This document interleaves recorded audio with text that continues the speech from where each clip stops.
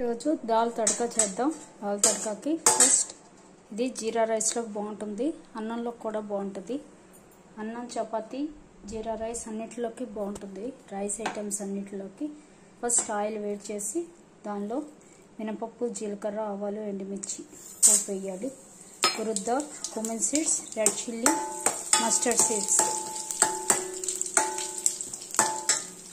ఇలాగా పోపు వేసుకోవాలి.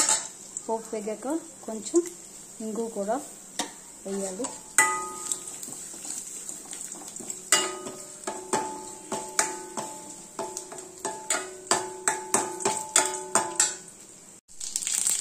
ఈరోజు దాల్ తడకా చేద్దాం. దానికి ఆయిల్ వేడి చేసి మినపప్పు, ఆవాలు, ఎండుమిరపకాయ, కరివేపాకు పోపు వేయాలి. వేసాక అందులో కొంచెం జింజర్ గార్లిక్ పేస్ట్ వేయాలి. జింజర్ గార్లిక్ పేస్ట్ బాగా వేగనిచ్చి mustard seeds, cumin seeds, urad dal, red chilli పోపు వేసాం. అందులో కొంచెం ఇంగు వేసాం. తర్వాత జింజర్ గార్లిక్ పేస్ట్ వేయాలి.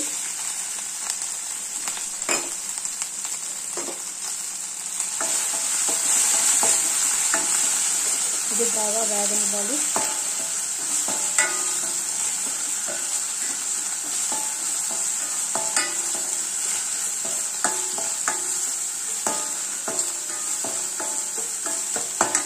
వేగాక ఇందులో tomato, onion, green chilli, coriander powder వేయాలి. వేసి ఇవి కూడా బాగా వేగనివ్వాలి.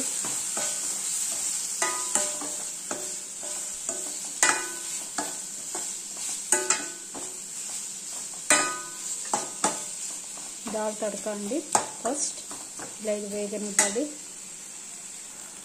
ఇప్పుడు ఇందులో కొంచెం టర్మరిక్ పౌడర్, పసుపు, కొంచెం రెడ్ చిల్లీ పౌడర్, సాల్ట్ వేసి కొంచెం బాగా వేగే వరకు, అంటే టమాటా, ఆనియన్ కొంచెం మగ్గే వరకు వేయించాలి.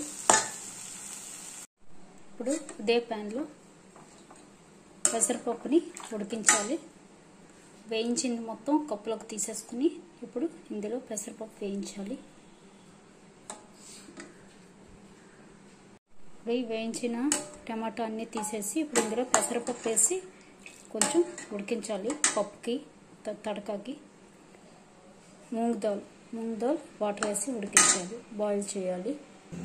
ఒకటండి, ఆకుకూర కడిగేటప్పుడు ఇలాగా ఫుల్ నీళ్ళతో కడుక్కోవాలి, లేదంటే బాగా వేసుకుంటుంది. ఇలాగా ఫుల్ నీళ్ళతోటి ఒక 3-4 టైమ్స్ ఇలా కడుక్కోవాలి. అప్పుడే మనకి ఫ్రెష్గా ఉంటుంది. ఇలా తీసేసుకుంటే బాగుంటుంది.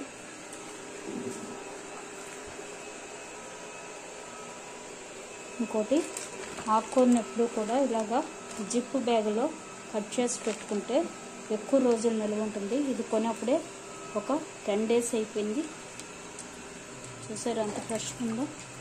జిప్ బ్యాగ్లో పెట్టుకుంటే కట్ చేసి మనకి ఎప్పుడంటే అప్పుడు తీసి వాడుకోవచ్చు.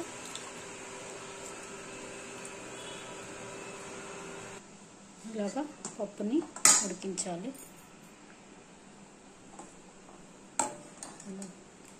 పప్పుని మెత్తగా ఉడికించుకోవాలి.